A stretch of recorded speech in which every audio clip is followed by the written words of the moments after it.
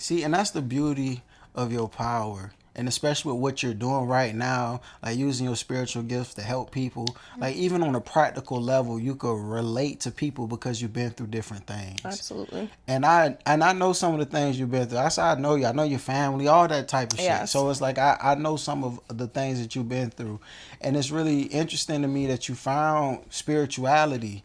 And I remember the moment when I realized you were, because I had my spiritual awakening. I was Yep. going through it, and I made this song called Note the Higher Self. When I was talking to, the higher self. And I remember you called me and was like, bro, I heard that song, bro. I be talking about this shit, da da da da. And I don't know if that was like around the time you was going through your spiritual It awakening or was, not. yeah. But I'm just wondering what led you into your spirituality, and That's a good how was your question. spiritual awakening process? Like, what was that like? That is a good question.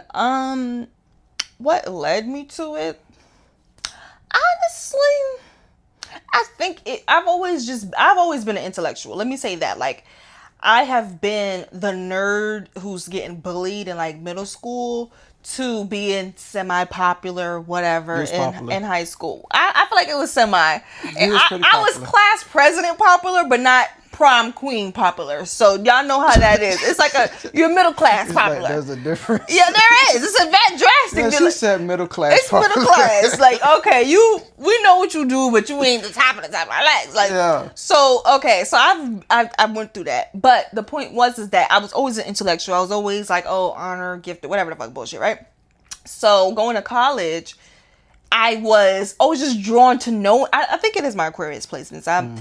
I am on the cusp of Aquarius and Pisces. I say this that way because the astrologers, some of them do not respect cusp, especially in tropical astrology, but in Vedic they do respect cusp. But anyway, so I'm on the cusp of Aquarius and Pisces, and Aquarius is just known for being know-it-alls. Like, they are just obsessed with correcting people, being right. Just that sort of energy, because they're otherworldly, they're the aliens. Right. They usually come from advanced societies. So, before they come to Earth. So, with my just love for knowledge, reading, and things like that, I had a best friend. Her name is Jessica. We're just not cool anymore. But I think that she was already like spiritual, woke, all that stuff from high school. She went to high school out here in Atlanta. I went to high school in Savannah. Stark difference. Big difference. Yeah, so she, like, from high school, they was talking about chakras and all this other stuff. So she was already like super tapped in. But obviously, as a teenager, you're only tapped into an extent of your experiences. You can't really broaden them as much, especially because you don't really have that freedom to do. Right. So anyway, with her, to be completely honest, like, we were just kind of into knowing a lot, and we watched a documentary called The Hidden Hands, and it's not on Netflix no more, but it was on Netflix at the time, and it was a documentary about people who had extraterrestrial experiences. They were just sharing their experiences with being abducted or seeing them or whatever. It was like multiple people. They had support groups and everything, and that just opened up a world for me. I don't know what it was. I don't know. I think it was the confirmation that aliens are truly real, and that they're not something within imagination. That just made me want to know everything. And from there, we just started researching a bunch of shit. We went to Books A Million. It's not Barnes and Noble out in Statesboro. It's Books A Million in Statesboro.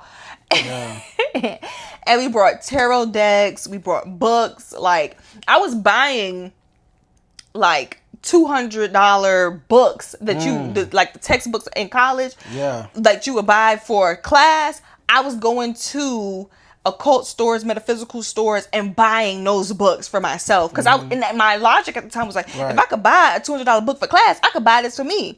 So it was just so like authentic and real, and it was just like, I wanted to know. I just wanted to know, and I'm happy that I did it. I'm happy for all the people.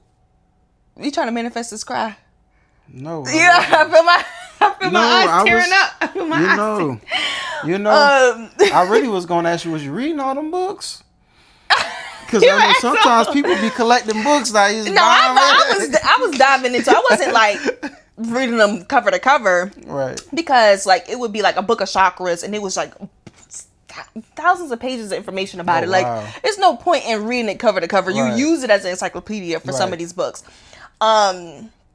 But yes, I was and taking notes, and we started a podcast. We did a whole 9 with it. Like, I remember that. Yes, it was a time, but I'm just so grateful that I did it, because when it was happening, I remember being in college telling my friends, like, I don't remember who I was. I don't even remember what I used to think about before. Like, I of course I don't mean to remember who I was, like I don't know myself. I meant as in, I can't even have the same thoughts that I had. It was crazy. I did not think about the world in the same way. I was a completely different person. I was completely metamorphosized. So, yeah. And I mean, I guess now, going through my Saturn return, I'm in my next phase of metamorphosis. So, I welcome it. No, I feel you. So when you was getting all these books and the tarot decks and everything, that's how you got your introduction to tarot and astrology and everything?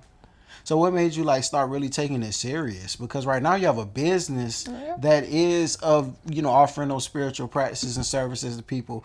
But like, how did you start to get really serious in that? Because there's so many different areas you can get into through spirituality. Well, okay. Honestly, when I brought my tarot deck, I was doing readings off rip. Now, you're not supposed to do that. No, you're right. I wasn't charging, though. I wasn't charging. I was doing this shit for free. But I was off rip doing it in my dorm room, in my kitchen, giving people readings who wanted it, smoking a black. Not the black. You was smoking the black, bruh. Not the black. Ratchet as hell. Ratchet. Now I know tobacco does clear out negative energy, so I was on point. I didn't know that, but I was on point. Baby, I was into it. I just loved the idea of it. To be honest, like from jump, I was just ready to go. Ready to go. And I maybe I should credit that to my mother and my mom's friends when we were growing up. My mom, her name is Sarah. She has a twin named Olivia. And they have like these really close friends that we grew up with. My mom and her twin sister had babies 5 months apart. So they were around the same age. Everybody was super young when they had their kids. And they grew up, like, I grew up with, like, Quana, Crystal. They were, like, my aunts, but they were just my mom's friends. But they were young. You have to think about it. They're, like, 19, 20, 21, 22. And they're raising us. And when we're around them, like, we're just absorbing everything that they say. They're talking to each other about dreams, astrology, all this other stuff. My mom would read me my horoscope. And as a kid, I knew that me and my dad, we're both Pisces, and my mom was a Leo, and my mom didn't like that because she was like, you act just like your dad, and everything like that. So it was just like these little things. And so I guess when I started to take it on for myself, I was just like, this is me. I want to know more. I want to dive into it fully. So it was just something I did like immediately. I will say this. For people who are getting into divination, tarot, astrology, things like that, it is advised for you guys to take your time and actually master the craft and learn it, at least learn the basics and stuff like that before you start to share your gifts with others, meaning like you're going to give people readings, you're going to do XYZ, because it helps to be sure that you're being ethical, so that you're not telling people misinformation. Right.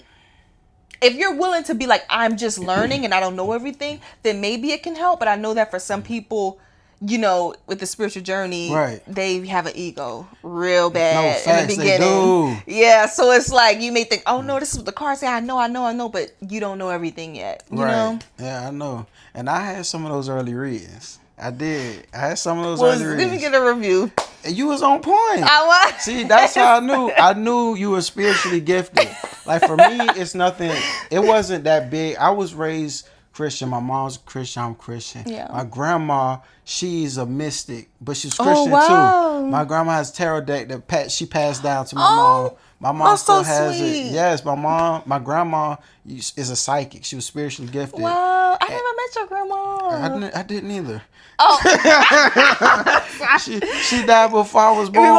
Okay, because we've known each other for a while. That's why I was like, I never met her. Okay. Yeah, she died before I was born. Okay. But she was spiritually gifted. Like she was psychic, and she said God came to her, and she knew she was psychic for a minute, but she didn't want to use her gifts at all. Why? And God, man, I understand. That shit's scary. It's a lot of responsibility. It is. It's a lot of responsibility. It's not easy. You cannot just have the gift and use it haphazardly, because after a while, if you don't have God involved in what you do, you're probably making contracts with the what people deem as the devil. No, You know what I'm facts, saying? yeah. Like, because you have to think about the polarity of energy. It's either divinity or, Yeah.